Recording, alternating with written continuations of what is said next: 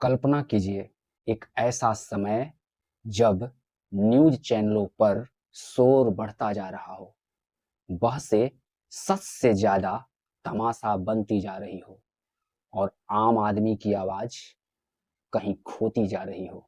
ऐसे दौर में एक पत्रकार सामने आता है जो कैमरे के सामने खड़े होकर कहता है, सवाल पूछना पत्रकारिता का धर्म है।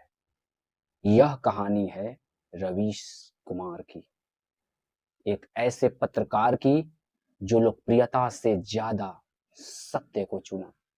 रवीश कुमार का जन्म बिहार के एक साधारण परिवार में हुआ। उन्होंने अपनी प्रारंभिक शिक्षा बिहार में प्राप्त की और बाद में उस शिक्षा के लिए दिल्ली पहुंचे। बचपन से ही पढ़ने और समाज को समझने की रुचि थी।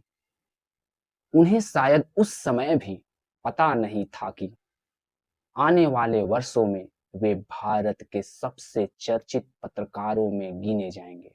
अब हम जानेंगे रवीश कुमार के उस मुश्किल दौर के बारे में जब उन्होंने अपना कदम पत्रकारिता के क्षेत्र में रखा। रवीश कुमार ने पत्रकारिता के क्षेत्र में कदम रखा और धीरे धीरे अपनी अलग पहचान बनाई। उन्होंने खबरों को केवल स्टूडियो तक सीमित नहीं रखा। वे गांव में गए, छोटे शहरों में गए, उन लोगों तक पहुंचे जिनकी आवाज अक्सर राष्ट्रीय मीडिया में सुनाई नहीं देती थी। यही उनकी सबसे बड़ी ताकत बनी। अब हम जानते हैं प्राइम टाइम में उनकी अलग पहचान थी।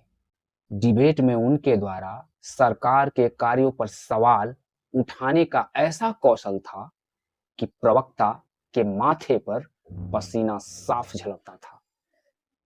आखिर उनमें ऐसा क्या था कि न्यूज रूम में उनसे ज्यादा उनकी चुप्पी बोलती थी?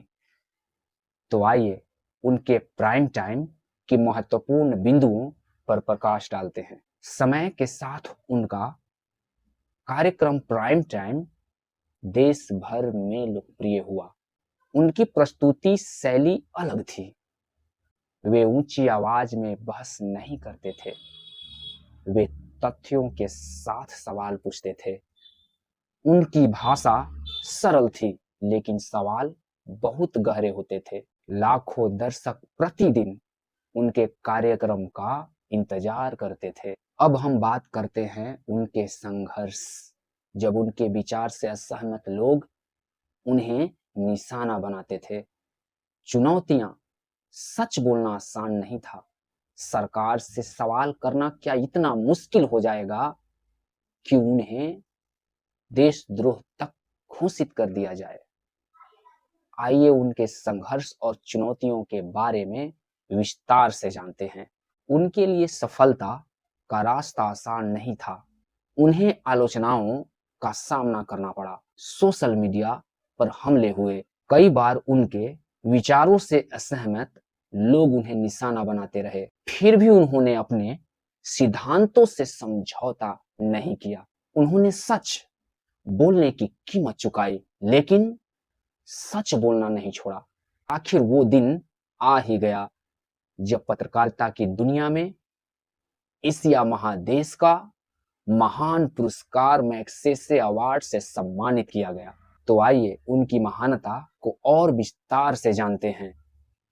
उनकी पत्रकारिता को दुनिया भर में सराहा गया। उन्हें 2024 में प्रतिष्ठित पीबॉडी अवार्ड से सम्मानित किया गया। इसके अलावा उन्हें Ramnath Goenka excellence in journalism award, red ink award और कुलदीप नैयर पत्रकारिता सम्मान जैसे अनेक प्रतिष्ठित पुरस्कार प्राप्त हुए। ये पुरस्कार केवल उनकी उपलब्धियां नहीं थे, ये उस पत्रकारिता की पहचान थे जो जनता के मुद्दे को केंद्र में रखती है। जब मीडिया जगत तेजी से बदल रहा था, तब रवीश कुमार ने डिजिटल प्लेटफॉर्म की ओर कदम बढ़ाया। उन्होंने अपना YouTube चैनल शुरू किया। धीरे धीरे लाखों लोग उनसे जुड़ते गए। फिर वह दिन भी आया जब उनके चैनल ने 1 करोड़ सब्सक्राइबर्स का ऐतिहासिक आंकड़ा पार कर लिया। यह केवल एक संख्या नहीं थी, यह करोड़ों लोगों का विश्वास था। 1 करोड़ सब्सक्राइबर्स पूरे होने पर रवीश कुमार ने अपने दर्शकों को धन्यवाद दिया।